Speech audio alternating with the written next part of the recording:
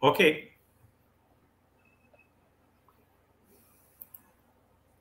Boa tarde a todos e todas. Sejam bem-vindos ao 12º seminário do Grupo de Pesquisa Literatura e Vida, com a temática Literatura e Educação, Perspectivas. Literatura e Vida.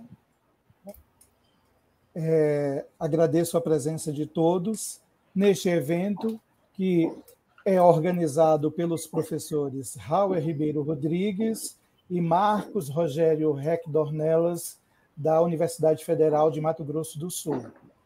Que hoje contaremos com a palestra do professor André Dias, da Universidade Federal Fluminense, com o seguinte tema: Literatura e Teatro, Invenções do Humanismo. Neste momento, passamos a palavra ao professor Marcos para dar início à apresentação do nosso palestrante. Boa tarde, boas-vindas, sejam bem-vindos, sejam bem-vindas a mais uma edição do 12º Seminário do Grupo de Pesquisa Literatura e Vida. Hoje temos o prazer de receber a palestra do nosso professor André Dias, professor da Universidade Federal Fluminense. Hoje ele vai tratar dos âmbitos e dos aspectos da relação da literatura com o mundo, com o teatro, com a vida, com a existência. Hoje teremos esse grande prazer e essa grande honra de recebê-lo. O nosso professor André Dias, ele é professor da Universidade Federal Fluminense, ele é doutor em letras, em estudos literários. Passamos, então, agora a palavra para o professor Hauer.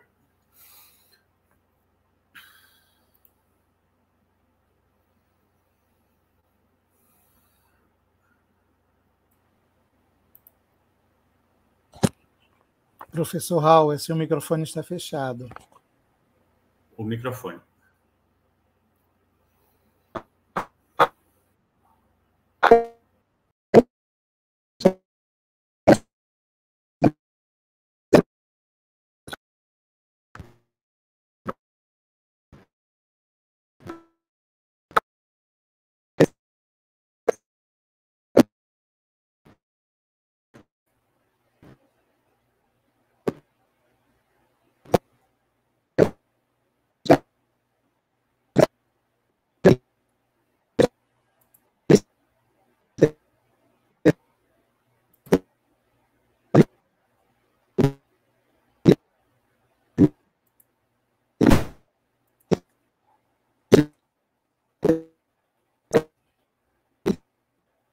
Professor Hauer, o seu áudio está com problema.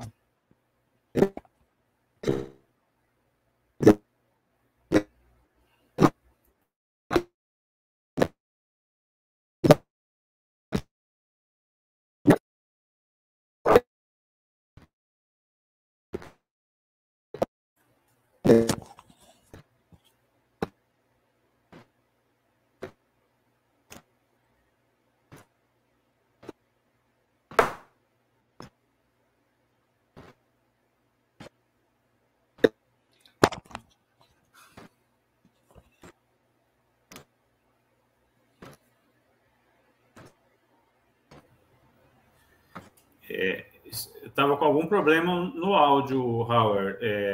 Quiser tentar novamente?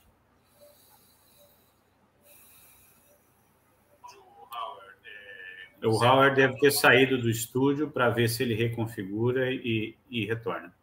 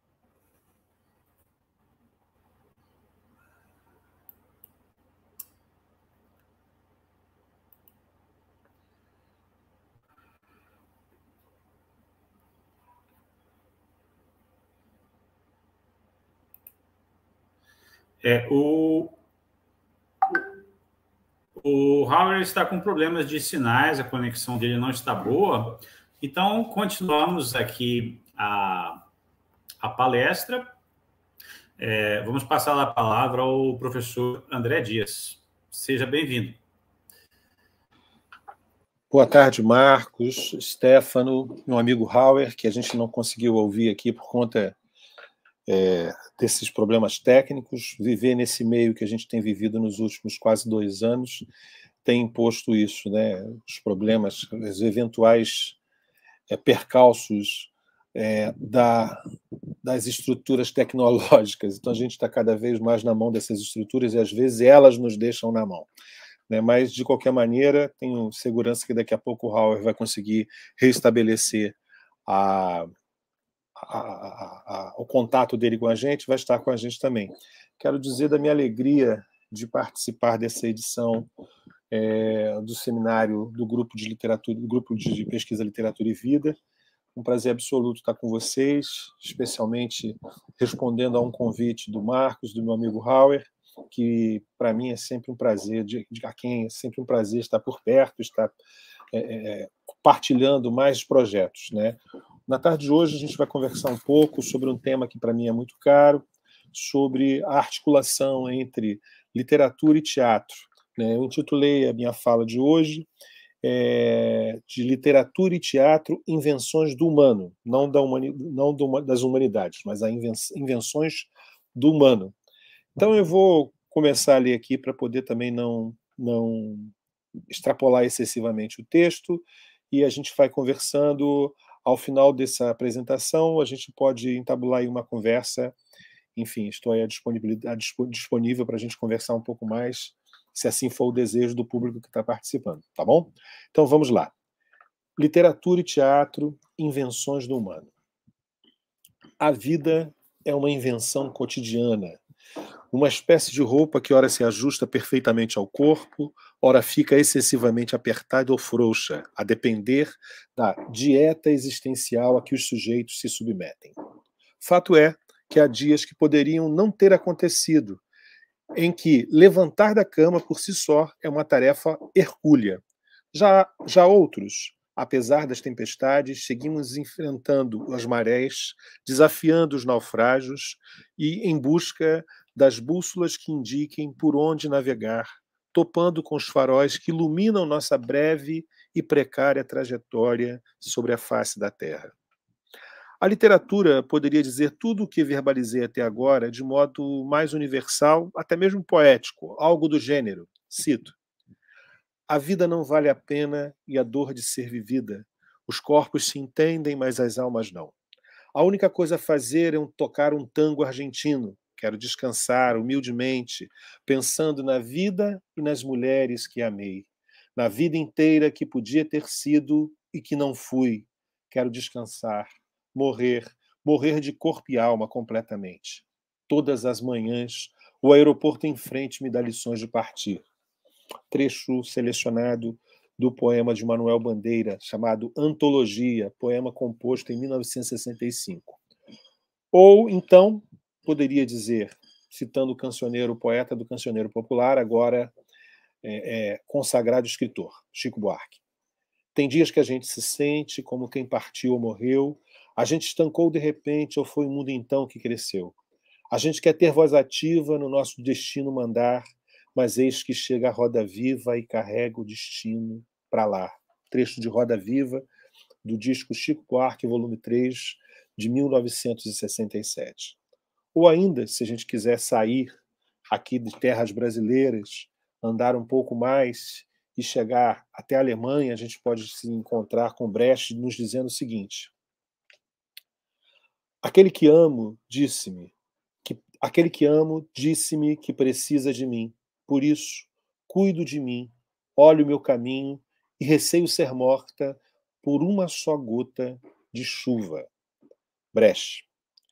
Os exemplos apresentados atestam que a arte, especialmente a literária, consegue dar conta de experiências que são, ao mesmo tempo, pretéritas, presentes e futuras. Dito de outro modo, a arte possibilita a expressão daqueles estados da alma, que, à primeira vista, são individuais e exclusivos. Entretanto, fazem parte do numeroso conjunto de sentimentos ordinariamente humanos, vivenciados no grande tempo histórico. Mário Vargas Llosa, em ensaio exemplar sobre a literatura, aborda a questão da insatisfação humana nos seguintes termos. Cito Vargas Llosa: os homens não estão contentes com seu destino, e quase todos, ricos ou pobres, geniais ou medíocres, célebres ou obscuros, gostariam de ter uma vida diferente da que vivem. Para aplacar trapaceiramente esse apetite, surgiu então a ficção. Ela é escrita para que os seres humanos tenham as vidas que não se resignam a não ter. No embrião de todo romance, ferve um inconformismo, pulsa um desejo insatisfeito. Fim da citação. O apontamento de Vargas Llosa é certeiro ao expressar o inconformismo que perseguem homens e mulheres dispersos por todas as partes da Terra ao longo dos mais diferentes tempos. Assim, o escritor peruano sistematizou com rara felicidade a condição humana, a saber, a da insatisfação permanente. Até porque o que nos move é o que nos falta. No mesmo ensaio, Vargas Llosa acrescenta: porque querer ser diferente do que se é tem sido a aspiração humana por excelência. Esse desejo de ser diferente, apresentado pelo ensaísta, ajuda a compreender que a existência se forja no movimento, na mobilidade, na transitoriedade entre um estado e outro, entre o agora e um porvir que precisa ser desejado, alentado, construído, interferido e inventado cotidianamente. Nesse sentido, é que a arte em geral e a literatura e o teatro em particular constituem-se como invenções da existência, como modos de desagravo a toda sorte de afrontas e interdições impostas às experiências humanas. Ler a grande literatura, ler ou assistir o grande teatro de todos os tempos constitui-se como uma experiência transformadora para todos aqueles que se permitem tocar pela arte. Contudo, não se deve tomar a ideia de transformação aqui como algo mágico ou místico. Tampouco deve-se atribuir à arte um papel salvacionista. O que está em curso é a percepção de que, com a arte, homens e mulheres podem dar forma e sentido à feição do absurdo que a existência toma em dados momentos, ou compreender melhor como os afetos podem siderar os sujeitos. A arte também pode auxiliar aos que se aventuram em seus caminhos a dar expressão mais duradoura e consistente aos labirintos e turbilhões humanos. Por isso, não é incomum que premidos pelo desejo da transcendência existencial, homens e mulheres em contato com a arte acabem por construir o que se pode nomear de antologia do coração. Eu tomo emprestado esse termo do escritor Zuenir Ventura, que numa das suas mais belas crônicas chamadas Quem Disse que o Sentimento é Kitsch, cunhou essa expressão, antologia do coração, né? Entende-se por antologia do coração aquele conjunto de textos trazidos e inscritos na memória e sempre prontos a serem acionados em favor de uma reflexão mais apurada ou da elaboração de perguntas consistentes e provocadoras.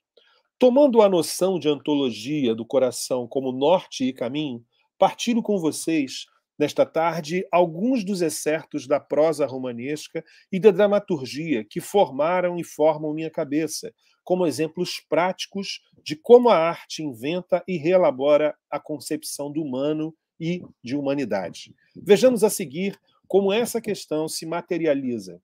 Sobre a brevidade da vida, por exemplo, e a precariedade de tudo, assim nos incita a pensar Shakespeare em sua tragédia da culpa e do ressentimento, chamada Macbeth. E cito um trecho de Macbeth para a gente conversar um pouco. Esse trecho está escrito lá no quinto ato, é a cena 5 do quinto ato de Macbeth, momento em que ele toma conhecimento do suicídio de Lady Macbeth. Seyton, a rainha, meu senhor, está morta. Macbeth. Ela teria de morrer mais cedo ou mais tarde. Morta. Mais tarde haveria um tempo para essa palavra. Amanhã e ainda outro amanhã arrastam-se nessa passada trivial do dia para a noite. Da noite para o dia, até a última sílaba do registro dos tempos. E todos nossos ontens não fizeram mais que iluminar para os tolos o caminho que leva ao pó da morte. Apaga-te, apaga-te, chama breve. A vida não passa de uma sombra que caminha. Um pobre ator que se pavoneia e se aflige sobre o palco. Faz isso por 1 hora e depois não se escuta mais sua voz. É uma história contada por um idiota cheia de sonho e fúria e vazia de significado. Esse trecho de Macbeth é exemplar para nos apresentar com clareza como a vida em si não tem um sentido a priori, mas o sentido da existência está no próprio existir, ou seja, em constituir projetos, em buscar, encontrar, planejar, urdir projetos para atribuir sentidos à falta de sentido que a própria vida na qual a própria vida se apresenta, como a própria vida se apresenta. E é muito interessante perceber que Shakespeare, né, indiscutivelmente um dos maiores escritores de todos os tempos, de qualquer língua, nos chama a atenção para a brevidade das coisas. E é interessante que, ao ser confrontado com um trecho como esse, que eu acabo de ler de Macbeth, a gente tende a supor, e, aliás, tende a supor, não, a gente tem a clareza de como as nossas aflições elas são absolutamente transitórias, porque, ao fim de tudo, o que nos resta é a morte. Enquanto a morte não vem, e exatamente por causa da morte, é que nós devemos atribuir sentido a essa vida cotidianamente. Então, a vida é cheia de sonho e fúria e vazio de significado. Os sentidos da vida, eles estão exatamente nos projetos que nós urdimos para a própria existência. Então, esse é um dado muito importante que eu queria partilhar com vocês hoje, a partir dessa experiência, né, desse trecho que me acompanha há tanto tempo e com tanta alegria. Um outro trecho que eu gostaria de partilhar com vocês, um outro excerto que faz parte da minha antologia do coração, está num romance de um grande romancista brasileiro, lamentavelmente, às vezes esquecido, às vezes pouco conhecido, hoje muito mais, porque há muitas mais pesquisas sendo feitas em torno da obra dele, né? Mas um romancista imprescindível para compreender de forma satírica, provocadora e iconoclasta como se constituem os labirintos da existência. Então, eu quero partilhar com vocês aqui um trecho do romance A Lua Vem da Ásia, de Campos de Carvalho, para pensar como se inscreve na condição de tolo aquele que se supõe muitíssimo importante. Diz assim o romance, na sua página 59.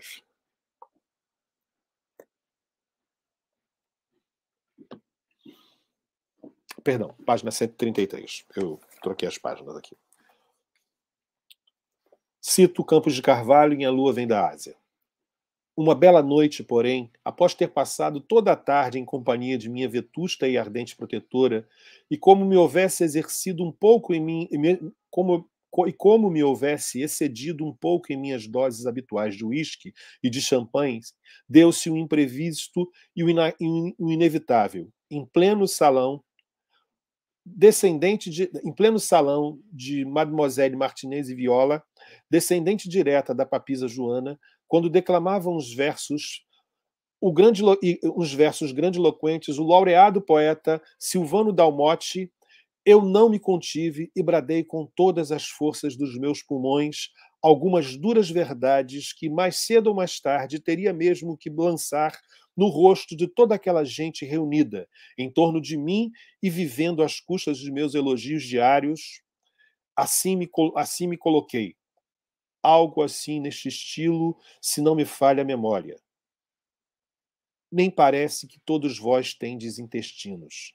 E na ponta desses intestinos, um lamentável cu, exatamente igual ao que tem vosso açougueiro, vosso chofer, vosso camareiro, vossos cachorros e vossos cavalos de raça. Vosso cu é a melhor arma que tendes para afugentar os maus pensamentos, que são aqueles que vos afastam da simplicidade humana e da humana aceitação da vida. E é para o vosso cu que vos conclamo os olheis diante do espelho.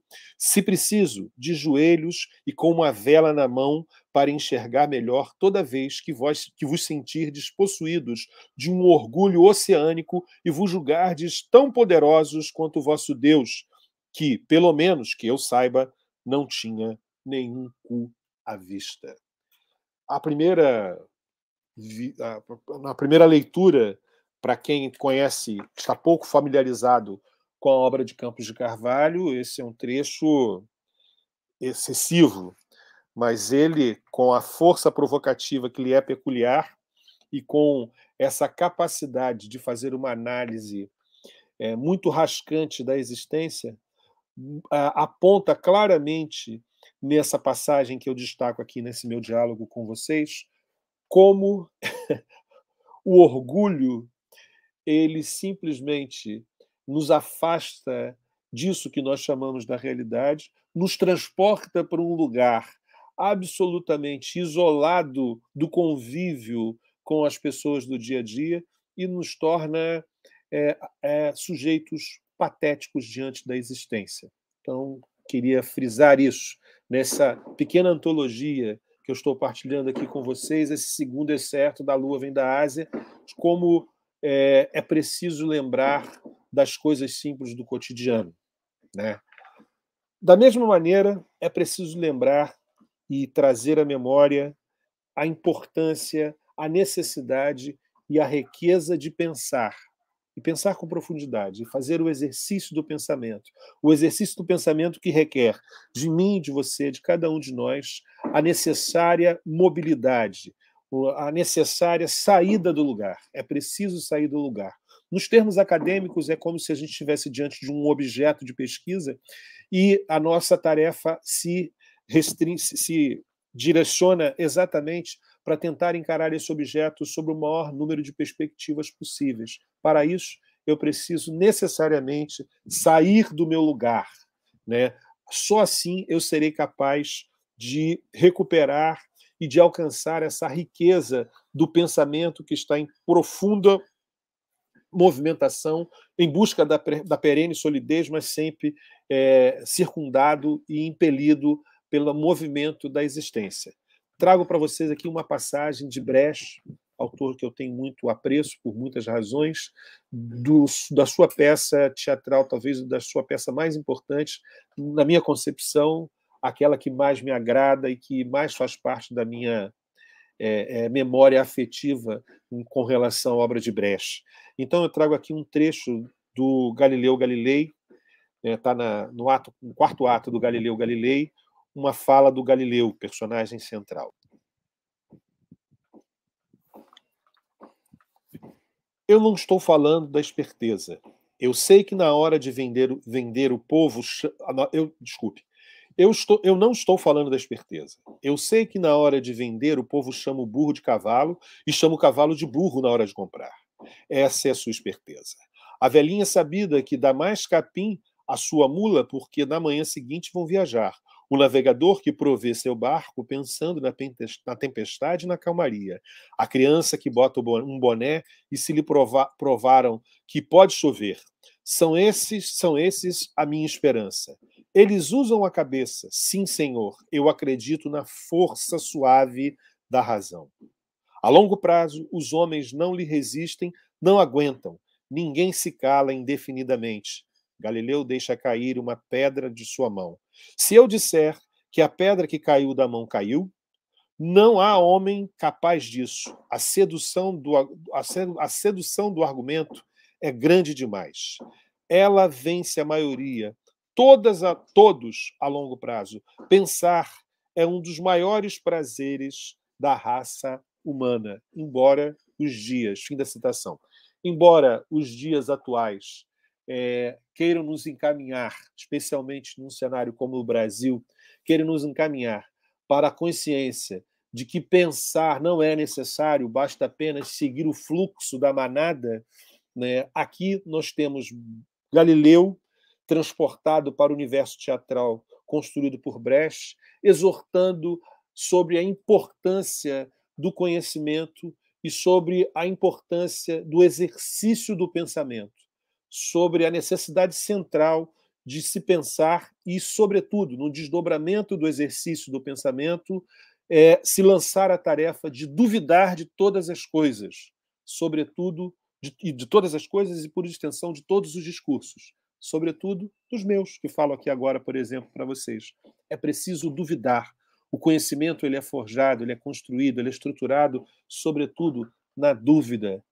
Quem não tem dúvidas, tem dívidas. Eu não tenho nenhuma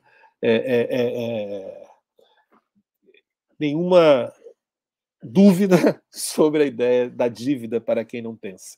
Pensar é um modo de estar no mundo. Aliás, pensar não só nos difere dos outros animais não racionais. Pensar também nos constitui na dimensão da humanidade. E, ao pensar, eu acabo construindo uma noção exata de que a vida é um imperativo e de que essa vida ela é melhor vivida ou ela é vivida com menos dificuldades à medida em que eu me apresento a ela, me coloco diante dela com a incumbência de tentar atribuir sentidos a essa falta de sentido gigantesca que muitas das vezes a existência se apresenta para cada um de nós. E é muito interessante que a literatura, né, ela, tanto a dramaturgia como o romance, mas também a poesia, eu, afinal de contas, abri essa fala de hoje chamando a poesia, né, mas quero concentrar o meu olhar especialmente aqui na literatura romanesca e na dramaturgia, né, nas experiências do teatro, elas nos incitam a pensar sobre vários quadrantes da existência. E um dos quadrantes que para nós é muito caro, para mim em particular é muito caro, e daí fazer parte dessa antologia do coração para mim, é o quadrante da arte que nos impele a pensar sobre os movimentos temporais, sobre a passagem do tempo e como a passagem do tempo pode, em muitas ocasiões, implicar num descompasso temporal entre as pessoas, né? E, por extensão, numa condição existencial solitária, né? E aí isso me lembra um trecho de uma canção do Alceu Valença, de que gosto muito, que ele diz: a solidão é fera, a solidão devora. É amiga das horas, prima irmã do tempo, e faz nossos relógios caminharem lentos, causando descompasso no meu coração. Sobre esse descompasso de que fala a canção do Alceu Valença, que eu quero me debruçar agora, mas me debruçar através da prosa, através do romance A Trégua, do grande escritor uruguaio Mário Benedetti. Assim nos diz Mário Benedetti em A Trégua, cito: e este é o lado absurdo de nosso acordo. Dissemos que levaríamos tudo com calma, que deixaríamos o tempo correr, que depois reveríamos a situação. Mas o tempo corre, deixemos ou não, o tempo corre e faz com que ela seja cada dia mais apetecível, mais madura, mais fresca, mais mulher, enquanto ameaça fazer de mim, a cada dia, um sujeito mais dado a achaques, mais gasto, menos valente, menos vital. Temos que apressar nosso encontro, porque, em nosso caso, o futuro é um desencontro inevitável. Todos os seus mais correspondem aos meus menos. Todos os seus mais correspondem aos meus menos. Todos os seus menos correspondem aos meus mais. Compreendo que, para uma jovem mulher, pode ser um atrativo saber que alguém é um homem vivido, que há muito passou da inocência para a experiência, que pensa com a cabeça bem assentada sobre os ombros. É possível que isso seja um atrativo, mas como é breve. Porque a experiência é boa quando vem junto com o vigor. Depois, quando o vigor se esvai, resta apenas uma peça de museu decorativa cujo único valor reside em ser uma recordação daquilo que já se foi. A experiência e o vigor são simultâneos por muito pouco tempo. Estou agora nesse pouco tempo. Não se trata, porém, de uma sorte invejável. Esse narrador absolutamente melancólico do romance A Trégua, de Mário Benedetti, nessa passagem selecionada, tem muito a nos comunicar sobre a potência do tempo e os encontros e desencontros que o tempo pode providenciar, pode prover entre as pessoas, né? E como é necessário convergir com uma temporalidade sincrônica, né? E como essa temporalidade sincrônica ela dura o tempo de um piscar de olhos. Então, diante desse romance, mais do que a melancolia, mais do que o inconformismo diante dessa passagem do tempo, eu sou capaz de ser transportado para o entendimento de que a humanidade é constituída fundamentalmente pelas suas contradições e que dura muito pouco tempo o período dos arranjos harmônicos e que a vida é muito mais desarmonia do que harmonia. Daí ser nossa tarefa fundadora e principal buscar a construção de uma existência que aponte para um caminho, ainda que provisório, ainda que rápido, um caminho que seja um caminho da harmonia diante. Não se trata de negar o conflito, as possibilidades de conflito, não se trata de negar a desarmonia, mas se trata de, no meio do mundo concreto, fazer brotar uma flor do asfalto, como nos advertiu Drummond lindamente na Rosa do Povo, por exemplo.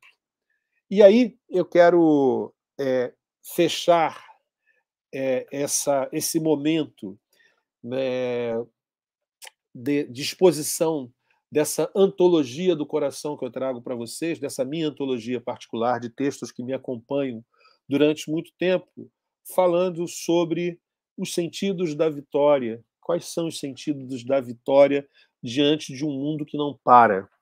Né? E aí, para isso, eu trago aqui para partilhar com vocês um romance que foi um divisor de águas para mim na minha existência, quando eu li pela primeira vez há muitos anos, e que até hoje me marca muito a cada releitura. E eu quero exatamente fechar esse momento partilhando com vocês dois trechos que eu gosto muito. O romance se chama Todos os Homens São Mortais, de Simone de Beauvoir. Eu recomendo muitíssimo a leitura desse romance. É um romance poderosíssimo que apresenta a trajetória do Conde Fosca. O romance tem início no século XIII e termina no século XX, né? E narra a trajetória do Conde Fosca, um sujeito que era obcecado pela ideia de eternidade. Por um desses passes de mágicas narrativos, ele descobre um elixir que lhe daria a vida eterna e que lhe daria exatamente a condição de permanecer na idade em que vigor e sabedoria se mesclavam.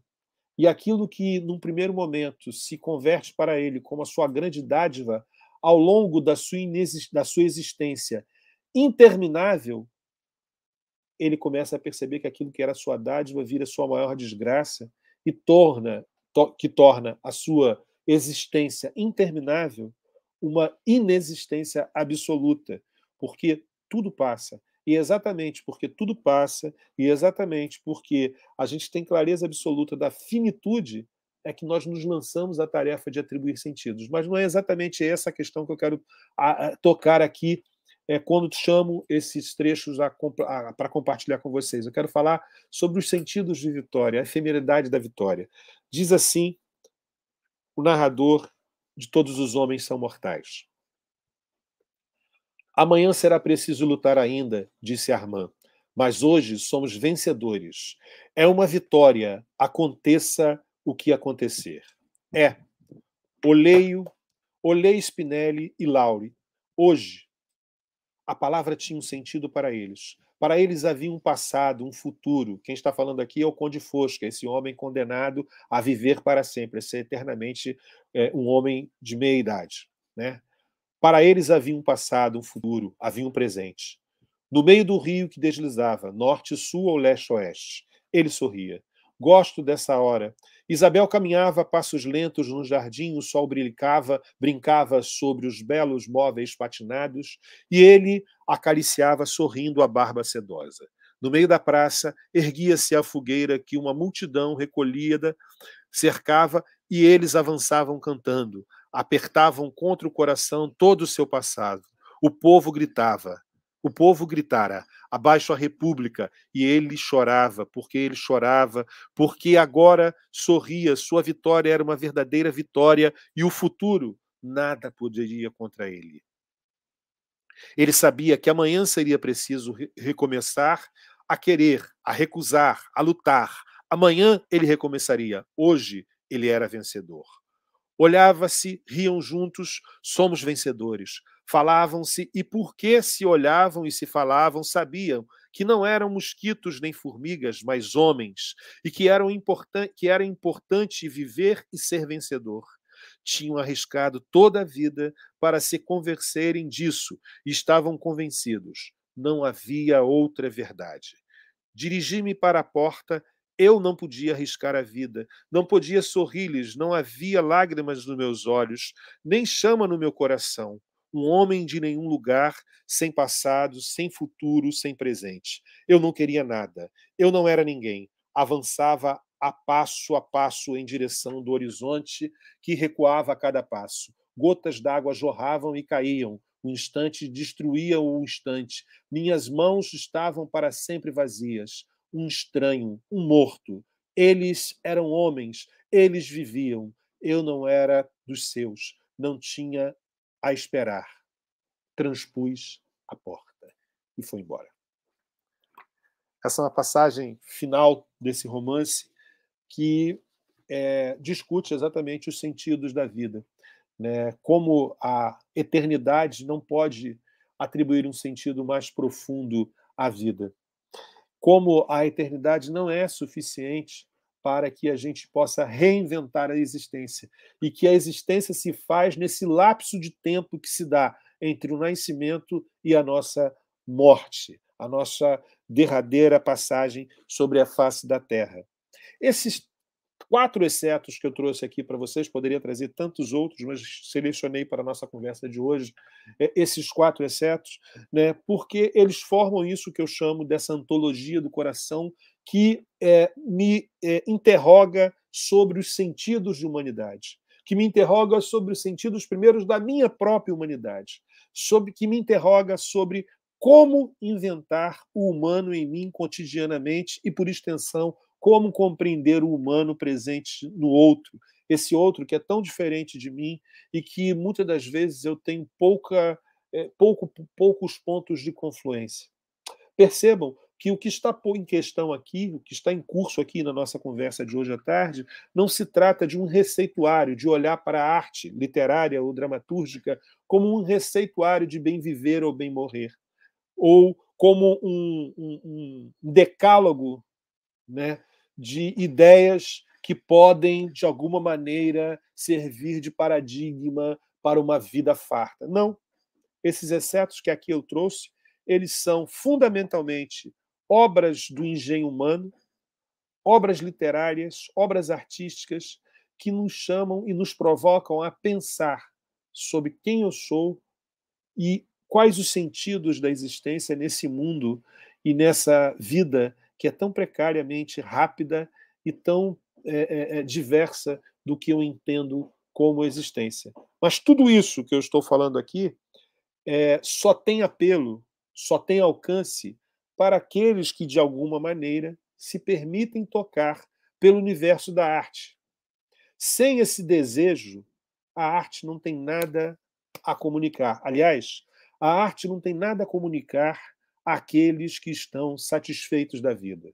Aqueles que estão acomodados, aqueles que se sentem confortavelmente instalados em seus lugares, aqueles que se acomodaram nos modos de vida, a arte não tem nada a comunicar. Agora, ela tem tudo a dizer aos espíritos inquietos, aos insubmissos, àqueles para quem sempre faltará algo, aqueles que desejam viver intensamente, sabendo que essa intensidade ela se dá justamente na busca de um caminho para atribuir sentidos a essa falta de sentido absoluta. Quando eu sou capaz de compreender claramente essas possibilidades que a arte nos apresenta, quando eu sou capaz de compreender essas possibilidades, eu entendo da importância de se dar lugar dentro da nossa existência para a arte, de uma maneira geral, e em particular para a literatura e para o teatro. E aí eu quero encerrar essa minha fala, para já abrir para a gente conversar, com um trecho de um outro ensaio do Mário Vargas Llosa, chamado A Literatura e a Vida. Assim diz Mário Vargas Llosa: outra razão para dar à literatura um lugar importante na vida das nações é que, sem ela, o espírito crítico, motor da mudança histórica e melhor avalista da sua liberdade, com que contam os povos, sofreria uma perda irremediável, porque toda boa literatura é um questionamento radical do mundo em que vivemos. A literatura não diz nada aos seres humanos satisfeitos com sua sorte, que se contentam com a vida tal como a vivem. Ela é alimento de espíritos indóceis e propagadora de inconformidade. Um refúgio para aqueles a quem falta algo na vida, para não ser infeliz, para não se sentir incompleto, sem se realizar com suas aspirações. A literatura é esse objeto que nos faz sair do lugar. É isso. Muito obrigado pela atenção. Era isso que eu gostaria de partilhar com vocês na tarde de hoje. Muito obrigado. Muito obrigado, professor André, pelas belas palavras. Tocou em vários assuntos muito importantes, muitos aspectos, muitos procedimentos da literatura. Você falou aí para nós da questão de que a literatura ela não busca que exista um sentido para a vida, né? E que o sentido está em existir a vida, em vivenciar, em experienciar a vida. Achei muito impactante essa questão dos movimentos temporais, a questão da antologia do coração e desse impasse entre a sabedoria e o vigor, que por poucos momentos eles se tocam e se mantêm aí numa paridade, numa espécie de equivalência.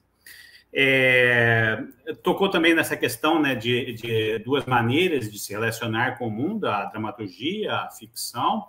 A ficção como uma forma especial de eu fazer reflexões, fazer críticas ao mundo, me relacionar com o mundo através de um texto que seja cru, direto e muito real, ou então, ao contrário, através de um texto literário que seja inventivo, altamente criativo, e que seja até inverossímil em relação à vida, mas a vida também é absurda e muitas das vezes inverossímil, né? Eu gostaria de fazer uma espécie de paralelo entre essas zonas, esses âmbitos que às vezes se tocam por breves momentos, né? O caso aí do vigor e da sabedoria, e transpondo para a literatura, né? O próprio surgimento do teatro com a tragédia, né? É um questionamento do indivíduo, é um questionamento do ego, né? O próprio protagonista das tragédias, ele sucumbe, ele cai porque ele acredita demasiadamente no ego, né? A literatura ela tem a tradição, às vezes, de usar os tópicos, as fontes, os argumentos, né, que são reconhecidos durante séculos e tal, mas como criação a gente tem esse impasse, essa oscilação, a necessidade da intuição, a necessidade de captar a realidade, captar o mundo, e a necessidade da autodisciplina, da pesquisa literária, da construção gradativa do texto e tal. A gente poderia fazer um paralelo entre esses dois momentos, o momento da sabedoria e do vigor, que por pouco tempo se mantêm juntos, equivalentes, e o momento da intuição, da captação da realidade, da vivência, e desse cabedal de conhecimentos, da criação lenta, da construção lenta da literatura, da autodisciplina. A gente poderia fazer uma espécie de comparação, uma equivalência aí, entre esses momentos que se tocam por pouco tempo? Ô Marcos, obrigado pela sua leitura atenta da minha fala. É engraçado porque eu tenho, por conta do trabalho como orientador, né, de iniciação científica, de mestrado, de doutorado, e por já estar caminhando há algum tempo na vida acadêmica, especialmente com meus orientandos, eu tenho tido uma preocupação muito grande de conversar com eles sobre a constituição da vida do pesquisador. E me parece que a questão que você traz, ela tem muitos pontos de confluência com a trajetória, nossa trajetória como pesquisadores, né? Então, nesse sentido, vamos redirecionar aqui da invenção do humano para a ideia da invenção do humano como pesquisador, do pesquisador humano ou do humano pesquisador, né? Um pesquisador, uma pesquisa sólida, ela, antes de tudo, ela é regida pelo imperativo do movimento, né? O que nos rege, Marcos, fundamentalmente, é o movimento, né? A vida é mobilidade permanente, mesmo quando parece que nós estamos parados no mesmo lugar. Talvez o exemplo melhor que eu possa dar é esse encontro que nós estamos fazendo aqui de forma remota. A rigor, estamos todos nós que estamos agora participando desse encontro síncrono, estamos parados no mesmo lugar, cada um no seu monitor, na sua casa, nos seus estados de origem, nos seus lugares de origem. Parece que estamos parados do ponto de vista da movimentação dos corpos. Entretanto, as nossas mentes, elas não param, elas nos são assaltadas, elas são assaltadas por questões, por questionamentos, por dúvidas, por discordâncias, por confluências. E todos esses elementos fazem parte de algo fundamental que precisa estar, digamos assim, acompanhando a mentalidade de um leitor, quer seja ele um leitor por prazer, mas especialmente um leitor profissional, que é o caso em que nós nos enquadramos como pesquisadores. Por que eu estou dizendo isso?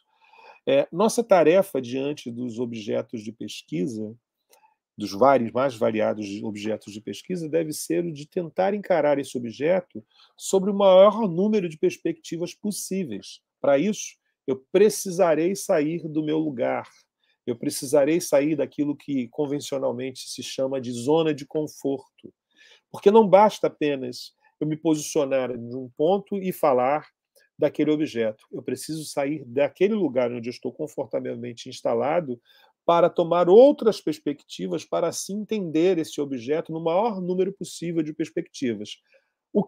A consequência disso vai ser exatamente uma visão mais ampla e consistente desse objeto, uma visão crítica mais ampla e consistente desse objeto. Entretanto, eu alcanço esse caminho, só alcanço esse ponto na medida em que eu consigo compreender a importância de sair do lugar. E para compreender a importância de sair do lugar, eu preciso acionar a experiência, né? Eu preciso acionar a experiência que vem, por exemplo, inscrita na ideia que eu falei agora há pouco aqui na minha apresentação, sobre desconfiar dos discursos. Desconfiar dos discursos não é desqualificar o discurso. É simplesmente desmonumentalizar, desculpem a palavra muito feia, né? Desmonumentalizar o objeto. Fazer o objeto sair de um pedestal que normalmente a gente coloca e trazer ele para o resto do chão, para citar lá a expressão muito cara ao Antônio Cândido, quando está tratando da crônica, né? A vida ao resto do chão. É trazer o objeto ao resto do chão. É você não tentar se colocar no pedestal junto com o objeto, mas você só compreende isso depois de um certo tempo passado no ambiente de pesquisa. Depois de desconfiar. E isso vai levar você para que caminho? Para a construção disso que nós chamamos, no campo acadêmico e também no campo literário, de uma voz autoral própria. Né? Você pega, às vezes, um escritor iniciante, você vê nitidamente em alguns escritores iniciantes as vozes que forjaram o seu interesse pelo literário. Né? Ainda ver assim, você enxerga no início aquelas influências decisivas que impeliram determinados escritores a escrever. O mesmo acontece com a gente na vida acadêmica. E, nesse sentido, qual é o momento em que a gente dá o passo para o amadurecimento e para a instituição de uma voz própria? Quando eu começo a ter consciência desses elementos que eu acabo de elencar, ou seja, a necessidade de desconfiar dos discursos, a necessidade de olhar, encarar o objeto da pesquisa sobre o maior número possível de perspectivas e, por extensão, a necessidade de compreender que um objeto ele está sempre em profunda transformação, como todas as outras coisas. Somente quando eu tenho essa consciência, eu sou capaz de desmonumentalizar o objeto e me aproximar dele na dimensão da humanidade. Eu vou dar um exemplo do que eu estou falando de maneira um pouco mais prática. O meu doutorado foi sobre Lima Barreto e Dostoiévski. Eu investiguei a obra de Lima Barreto e Dostoiévski. Nenhum dos dois autores figurou aqui nessa antologia que eu trouxe hoje, mas só um mero detalhe, mas os dois são autores muito caros, né? Até porque ninguém escolhe seus objetos de pesquisa impunemente. Todos nós escolhemos, consciente ou inconscientemente, porque esses autores e esses objetos eles vão, de alguma maneira, mobilizar modos de autoconhecimento em nós, né? E de descobertas. Né? E no meu caso foi o Lima Barreto e Dostoiévski. No caso do Lima Barreto, era uma paixão muito antiga, que remontava meu tempo ainda de pré-adolescência. Eu conheci Lima Barreto antes de conhecer sua literatura. Eu conheci Lima Barreto no samba. Né? Eu gosto muito de samba. E em 1980, a escola de samba Unidos da Tijuca, que hoje é uma potência das escolas de samba aqui do Rio, fez um enredo chamado Lima Barreto, Mulato, Pobre, mas Livre. Esse enredo era uma beleza, era uma exaltação à figura do Lima Barreto. Né? Eu não sabia de quem se tratava, mas eu fiquei muito assim, comovido pelo aquele samba. E eu fiquei tão comovido que até hoje eu lembro um trecho do samba que diz mais ou menos assim: vamos recordar Lima Barreto, mulato pobre, jornalista e escritor, figura destacada no cenário social, que hoje laureamos nesse carnaval. Lima Barreto, esse seu povo quer falar só de você. Eu achei aquela figura extraordinária, aquele samba cantado. Ali eu conheci Lima Barreto. Anos depois, eu fui ter outros 2 encontros com Lima Barreto, como leitor de Lima Barreto, que me encaminharam a ser pesquisador de Lima Barreto. Mas quando eu comecei a pesquisar Lima Barreto e quando eu comecei a pesquisar Dostoiévski, esses 2 autores, eles eram gigantes diante de mim, mas tão gigantes que eles se transformaram em meus heróis. E a literatura não reclama para si heróis. E tão poucos estudos literários reclamam a presença de heróis. O que eles querem é exatamente o oposto. O que a literatura chama e o que a pesquisa acadêmica e no campo de literatura nos conclama é para essa desconstrução da ideia de heróis. O que nós temos são homens e mulheres de carne e osso, concretos, com algumas poucas grandezas e muitas contradições. Somente quando eu fui capaz de relativizar a posição desses meus autores no universo acadêmico e no universo social é que eu pude, sim, encontrar minha voz autoral naquele trabalho com o Lima Barreto. Então, nesse sentido, fazer essa descoberta é uma descoberta dessa harmonia e dessa maturidade que caminha junto com o vigor, que eu não sei por quanto tempo vai durar. Eu espero que dure mais um pouco, né? Mas eu diria que é uma experiência formidável e muito agradável de se ter. Não sei se eu respondi a sua questão, mas era isso que eu gostaria de dizer. Se não respondi, você vá lá onde eu não respondi, me diga que eu posso tentar responder de novo. Sim, contemplou aí os aspectos aí dessas questões ligadas ao universo ficcional, ao universo dramático, essa questão da importância da apreciação, né, a maneira como que nós nos colocamos diante da existência, diante do objeto, porque muitas vezes nós nos deparamos com determinado objeto literário ou com determinado contexto histórico-social que nós imaginamos que ele é mais agregado de informações, de conhecimento, mas tal objeto não se coloca em contradição com determinadas situações existenciais, né? Então, às vezes, a percepção ou a maneira com que se dá a apreciação, a maneira com que a pessoa se dispõe em circular em torno das várias perspectivas é que faz com que a gente tire sendas novas, perspectivas novas, que tenha um olhar mais fresco para as possibilidades de um texto literário, de um texto artístico, mas muito mais do que isso, da vida, do próprio relacionamento. A literatura, ela gosta de nutrir as ambiguidades, as contradições, os atritos, as possibilidades de ruptura, as reviravoltas, com redenção ou sem redenção, né? E é o caso aí do próprio Lima Barreto e do Dostoiévski, né? A literatura é um jogo que, para eles, tudo é possível, né? Na literatura, muitas das vezes, a gente fala que não existe personagem inadequado ou assunto inadequado. Existe um maltratamento a determinados tipos de personagem e existe um maltratamento a determinados assuntos, né? Então, a maneira com que a gente se dispõe ou a maneira com que a gente possibilita apreciações pode contemplar uma riqueza maior aí da experiência artística, da experiência trágica, da experiência ficcional. Agora vamos abrir aí para o Stefano. Stefano, você nos ouve?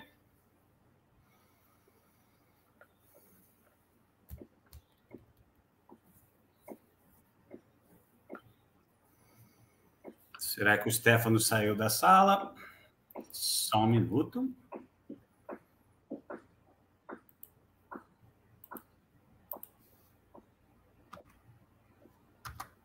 Só um instante.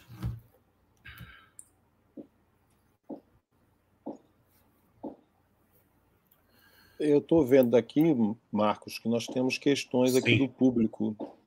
Acho que a gente poderia ir a elas enquanto o Stefano se reposiciona. Sim, ok. No YouTube, eu acho que temos mais questões. Sim. Tá. O professor Hauer nos fala: André, você fala da invenção do humano. Diga-nos, por favor, ou melhor, diga-nos um pouco mais sobre. Se a gente toma...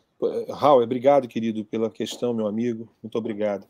Se a gente toma, por exemplo, né, os postulados do Antônio Cândido, naquele texto que já é um clássico dele, né, a literatura como um direito, né, ali ele advoga a tese da literatura como um direito à humanidade e como esse processo de humanização. Mas eu não quero me deter na fala do grande crítico, eu quero trazer aqui, tomar como ponto de partida a fala do grande crítico, mas trazer para a gente refletir um pouco a partir dos próprios textos, das próprias obras literárias. E por isso eu quis trazer esses excertos aqui que eu apresentei. Por exemplo, naquele primeiro trecho que eu trouxe, ainda na introdução do trabalho, do poema do Manuel Bandeira, Antologia, quando em determinado momento do poema ele diz: todos os dias o aeroporto em frente me dá lições de partir. Essa frase no conjunto da poesia ela é muito potente. Ela é muito potente porque ela encerra um entendimento muito claro sobre a condição humana. Nós todos experimentamos todas as sortes de sentimentos: alegria, dissabor, felicidade, amor, infelicidade, desamor, né?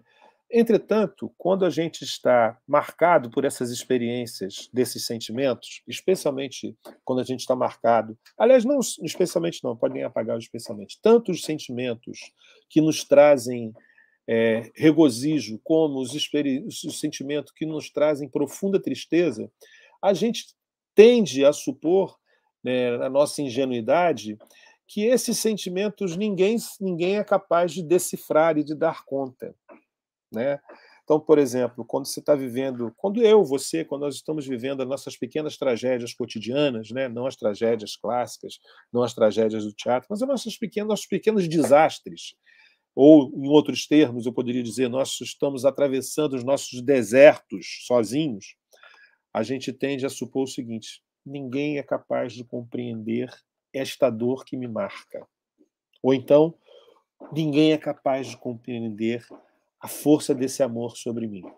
Né? Para dar dois exemplos em polos opostos. Né? E aí vem a literatura e diz assim: todos os dias o aeroporto em frente me dá lições de partir.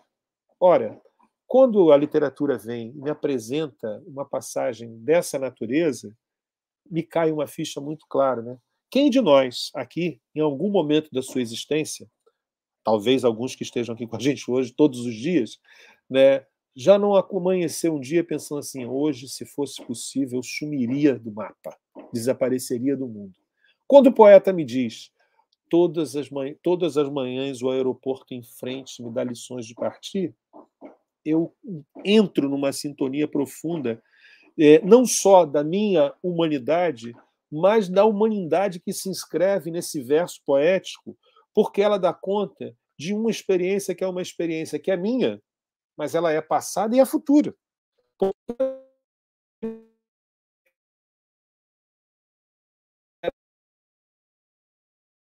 Não estiver mais não estiver mais aqui, ela ainda assim existirá para outros que aqui estiverem nesse mundo. Então, nesse sentido, Hauer, é que eu estou falando sobre a literatura como a invenção do humano.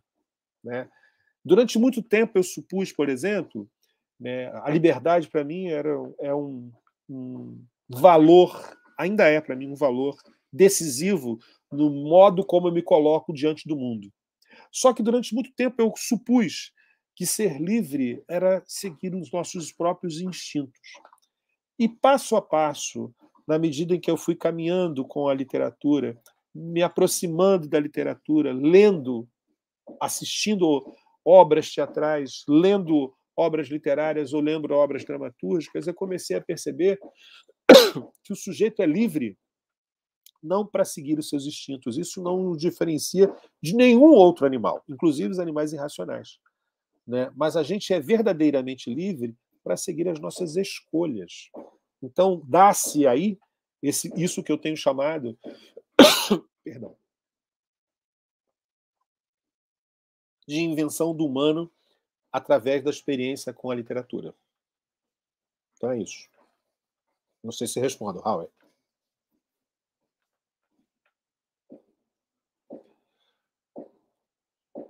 Marcos, você está aí com a gente? Sim.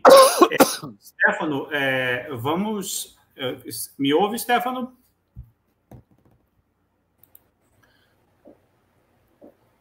Olá, Stefano, me escuta? Sim. Sim.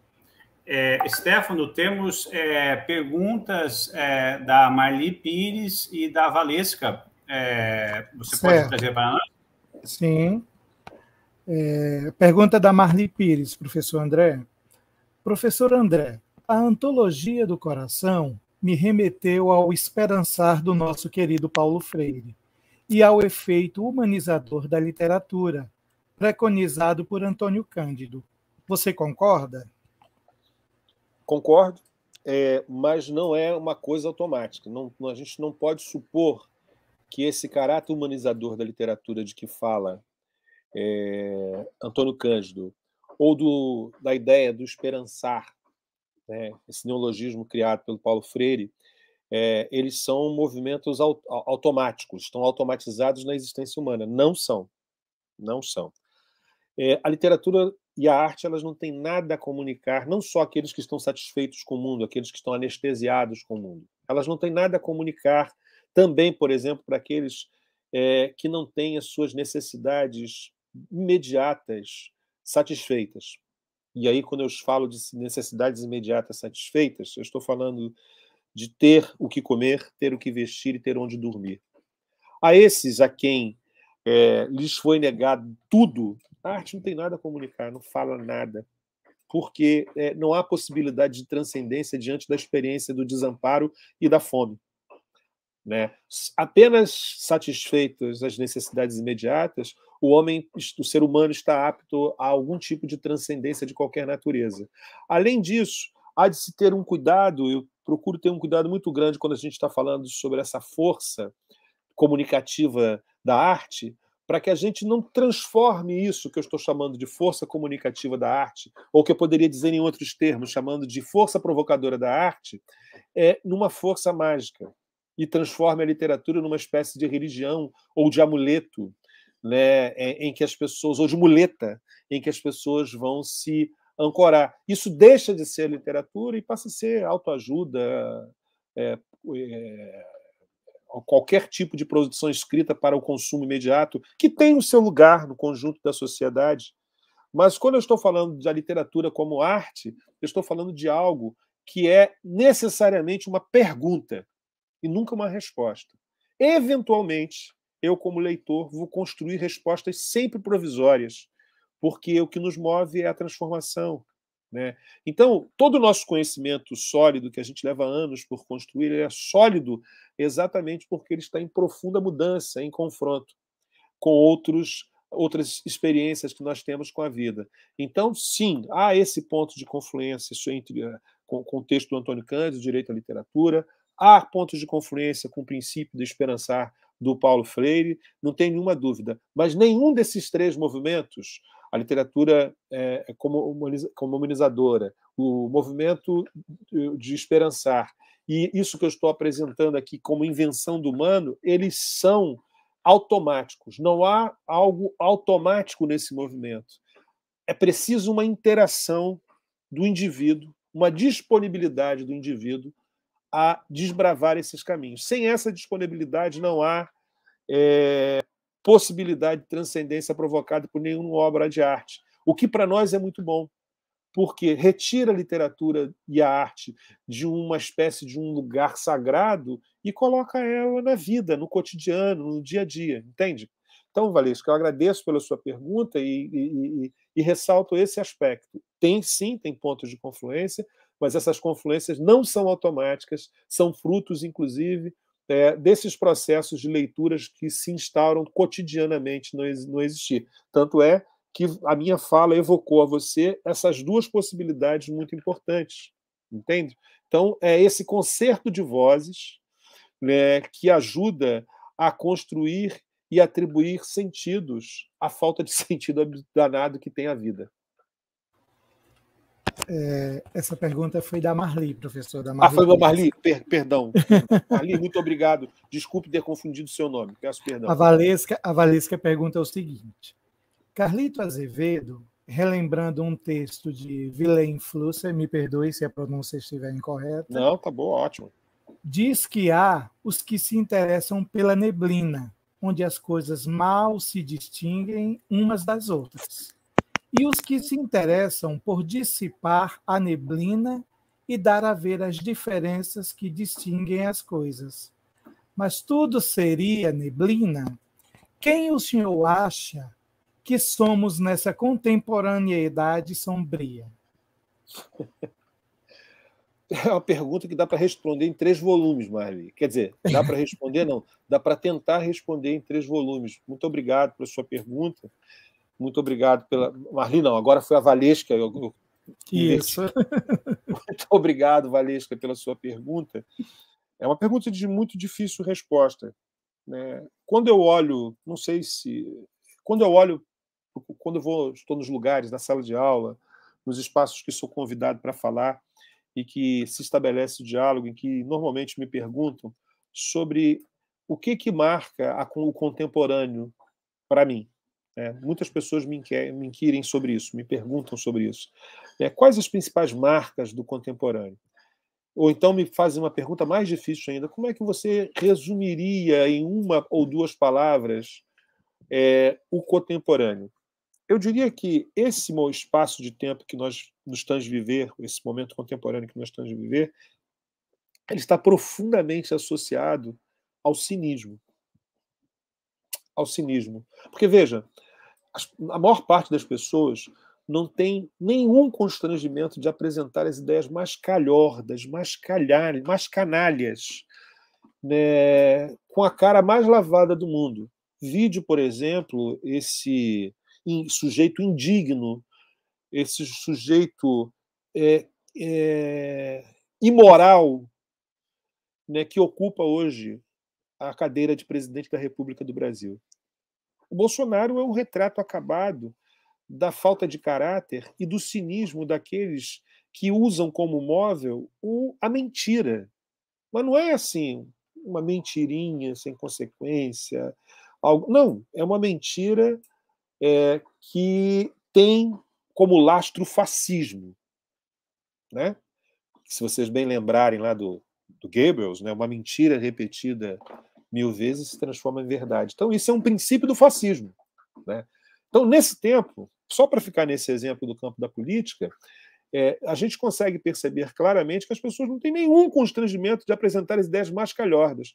Mas vocês já perceberam como, quando a gente entra no campo dos afetos, da afetuosidade, como as pessoas têm polimentos para falar sobre seus afetos? Como é difícil declarar e agir no sentido de transformar aquela declaração em mais do que palavras, em ações, né? Que a gente ama alguém ou que a gente tem afeto por alguém, né? Perceberam como, nesse tempo que a gente vive, falar de afetos parece que virou uma coisa fraca. Falar de afetuosidade virou algo de que se ri, quando deveria ser exatamente o oposto. Né? Nos redescobrirmos na dimensão da humanidade exige de nós a abertura para que a gente possa falar dos afetos, tanto os positivos quanto os negativos. É preciso, como diria o próprio Chico Buarque, numa das suas lindas canções, redescobrir o tempo da delicadeza. Então, eu não sei precisar para você o que nós somos nesse tempo, mas eu tenho a intuição de que é preciso urgentemente reinventar o amor, reinventar e redescobrir o tempo da delicadeza. Isso, para mim, é uma tarefa urgente, porque redescobrir o tempo da delicadeza e reinventar o amor é a possibilidade para que a gente possa se encontrar na dimensão da humanidade, sabendo das nossas diferenças, sabendo das nossas limitações, sabendo sobretudo, das nossas contradições, mas, independente disso, nós, a partir dos atravessamentos dos afetos, seremos capazes de conviver com o outro, que é diferente de mim, que é diferente de você, e seremos capazes de ter uma convivência colaborativa, num mundo em que a força da grana que ergue e destrói as coisas belas, em que o capital, a perversidade do capital se acentua de tal modo que é possível, nos próximos 30 anos, por exemplo, que a cobiça capitalista destrua a humanidade inteira. Se acontecer de fato, se a gente não conseguir reverter, por exemplo, o aquecimento global, adeus! Nós iremos desaparecer como entes individuais e como coletividade e como humanidade. Então, nesse sentido, mudar o mundo, e percebam, olha só que ousadia minha, estou falando sobre mudar o mundo. Só que mudar o mundo implica em mudar onde eu coloco o mundo começa a mudar onde eu coloco a planta dos pés. Onde eu coloco a planta dos pés é lugar de mudança, é lugar de estabelecer um processo de mudança. E é isso também que a literatura nos provoca. E constituir, inventar a humanidade é inventar novos modos de ser e de estar no mundo, até como forma de sobrevivência, porque senão nós estaríamos fadados ao desaparecimento completo. E isso é muito grave. Então, Valesca, eu não sei te dizer o que nós somos hoje, mas eu tenho uma ideia do que nós podemos ser. E aí, está expressa nessas palavras que eu acabei de apresentar. Muito obrigado, professor André Dias. É muito interessante quando você toca nessa questão dos afetos, não é? A literatura ela vem para trazer as contradições, as ambiguidades da vida, e como você mesmo disse, ela não é nem mágica, nem salvacionista, né? Ela está aí para expressar, né? Mas, ao mesmo tempo, nós temos essa questão dos afetos, né, que a gente poderia dizer uma espécie de poética da ternura, né, como algo necessário para o prosseguimento aí da nossa vida e da nossa arte. E para falar dessa poética da ternura, eu vou ler aqui um pequeno poema, um poemeto da poeta portuguesa Sofia de Mello Andressa, como uma espécie aqui de uma possibilidade de a gente mergulhar nessa poética da ternura. Apesar das ruínas e da morte, onde sempre acabou cada ilusão, a força dos meus sonhos é tão forte que de tudo renasce a exaltação e nunca as minhas mãos ficam vazias.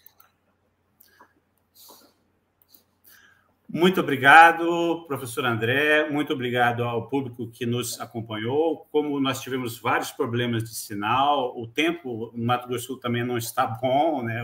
Está oscilando muito a transmissão da internet, mas agradeço muito a sua presença. Seja sempre muito bem-vindo aqui ao FMS, ao Grupo de Pesquisa Literatura e Vida, ao Programa de Pós-Graduação em Letras da UFMS de Três Lagoas, ao Prof. Letras de Três Lagoas, aos cursos de letras do campus de Corumbá, do campus de Aquidauana, do campus de Três Lagoas e ao mestrado em Estudos Culturais do campus de Aquidauana. Um grande abraço. Marcos, querido, eu que agradeço pela gentileza de me ouvirem, agradeço pela gentileza do diálogo. Eu queria te pedir para compartilhar um texto também, um pequeno poema também do Brecht, que eu acho que sintetiza muito essa fala de hoje, se eu ainda tiver tempo, naturalmente. Se não tiver tempo, não tem problema nenhum, eu posso indicar aqui. Posso partilhar esse pequeno poema? Sim. Ele sintetiza bastante e ele nos remete a Drummond. O Drummond tem um livro de crônicas maravilhoso chamado Esquecer para Lembrar. Às vezes é preciso que a gente esqueça como a gente está assodado e como a gente está cercado de gigantes que nos massacram de alguma maneira, que nos oprimem de alguma maneira, para que distraidamente a gente possa ultrapassar esse tempo triste. E o poema que eu vou ler se chama O Elogio do Esquecimento, de Brecht. Diz assim: bom é o esquecimento. Senão, como se afastaria o filho da mãe que o amamentou, que lhe deu a força dos membros e o impede de experimentá-la? Ou como deixaria o aluno o professor que lhe deu saber, quando o saber está dado, o aluno tem que se pôr a caminho? Para a velha casa, mudam-se novos moradores. Se as que a construíram ainda lá vivessem, a casa seria pequena demais. O forno esquenta, já não se sabe quem foi o oleiro. O plantador não reconhece o pão. Como se levantaria pela manhã o homem se o deslembrar da noite que desfaz o rastro? Como se levantaria pela manhã o homem sem o deslembrar da noite que desfaz o rastro? Como se ergueria pela 7ª vez aquele derrubado 6 vezes para lavrar o chão pedroso, voar o céu perigoso? A fraqueza de memória dá força ao homem. Às vezes é preciso esquecer para lembrar. Então, ao invés de a gente simplesmente olhar para esse tempo ruim e se lamentar desse tempo ruim, construamos um novo tempo possível e de mais fraternidade. Muito obrigado a todos pela generosidade de me ouvir nessa tarde de hoje. Obrigado, Marcos. Obrigado, Hauer. Muito obrigado. Um grande abraço. Aquele abraço.